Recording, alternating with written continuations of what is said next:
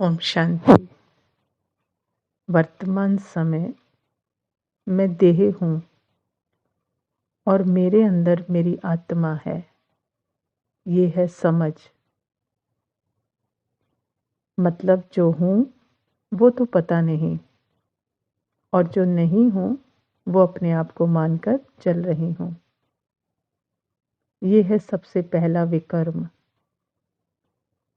और फिर इसी मैं के आधार पर सारे कर्म हो रहे हैं, तो सब विकर्म ही बन रहे हैं। मतलब जो भी कर्म देह भान के वशीभूत होकर किया जा रहा है वो सब क्या है? विकर्म है। फिर इसी देह भान में बाबा आते हैं और बाबा क्या समझाते हैं कि बच्चे तुम कौन हो? आत्मा हो।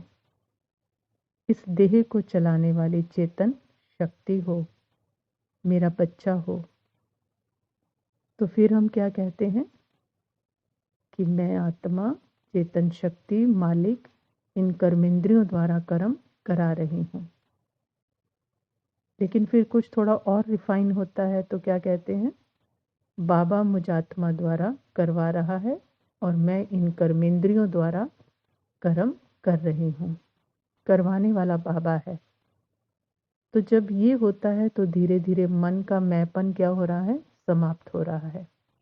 मन क्या हो रहा है? स्वच्छ हो रहा है, प्यूरिफाई हो रहा है। तो मन की ये हाईएस्ट स्थिति है जिसमें मन आत्मा में क्या होता है? डिसॉल्व होता है। मतलब मैंपन खत्म होता है, बाबा करवा रहा है। तो ये क्या हुआ? विकर्म से सुकर्म की ओर आ गए, संगम पर।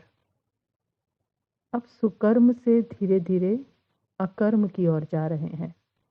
कैसे? जैसे देखें ड्रीमर होता है ना? ड्रीमर है, वो स्वप्न में एक पात्र कहें या ड्रीम करेक्टर कहें या सब्जेक्ट कहें, वो क्रिएट करता है। तो फिर उसके आधार पर कितनी बड़ी दुनिया उसके अंदर क्रिएट हो जाती है, एक सब्जेक्ट के आधार पर, एक ड्रीम करेक्टर के आधार पर। फिर सारे अलग अलग ऑब्जेक्ट पैदा हो जाते हैं और वो दुनिया कैसी लग रही होती है? एकदम रियल फील होती है।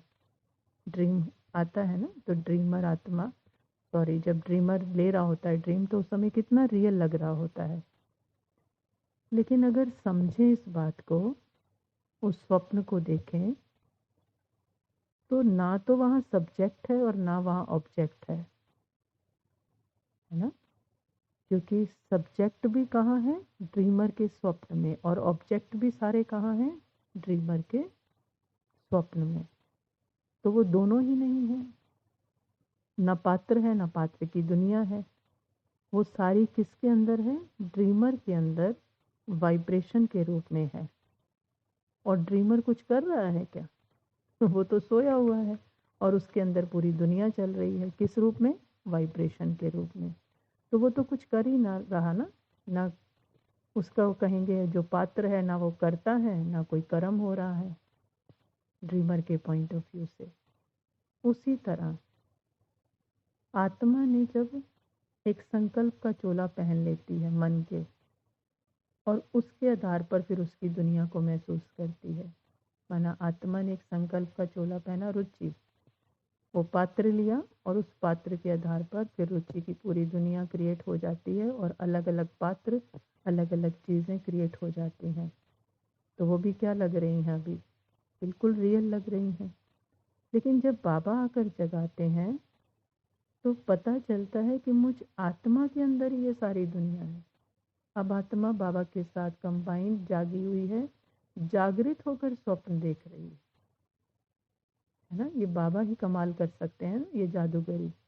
तो बाबा के साथ देख रही है कि ये सारी दुनिया तो मेरे ही अंदर है वाइब्रेशन के रूप में। क्योंकि करता तो मन है ना, आत्मा तो है ही नहीं करता। आत्मा तो बाबा के साथ है। तो मुझे ये करना है, ये बनना है, ये मुझे कौन है? क्योंकि ना तो करता है और ना कर्म है ना? मुझ आत्मा ड्रीमर के अंदर ये कर्ता और कर्म एक वाइब्रेशन के रूप में है। मैं ड्रीमर बाबा की गोद में, लेकिन यहाँ ब्यूटी क्या है कि ड्रीम को भी बाबा के साथ देख सकती हूँ। बाबा दिखा रहा है अब तो ये वाइब्रेशन के रूप में है, तब क्या है, ये सारे अकर्म है कि कुछ करना ही नहीं है, करता भी नहीं है और कर्म भी नहीं है, मैं बाबा के साथ और कर्म अपने आप हो रहा है। इसलिए सतयुग में अकर्म है, क्योंकि आत्मा जागृत है तो कर्ता और कर्म का भान ही नहीं है। मन जो है वो साइलेंस आत्मा में मर्ज है और कर्म की रिकॉर्डिंग चल रही है। ये सत्युग की स्थिति है ना। मैं कर रहा हूं ये भान ही नहीं, क्योंकि मैं तो है ही नहीं ना, मैं तो है ही नहीं, क्योंकि वो तो ड्रीमर के स्वप्न में है जो मैं कह रहा है, और वो किस रूप में है, वाइब्रेशन के रूप में है। तो इसको कहेंगे अकर्म।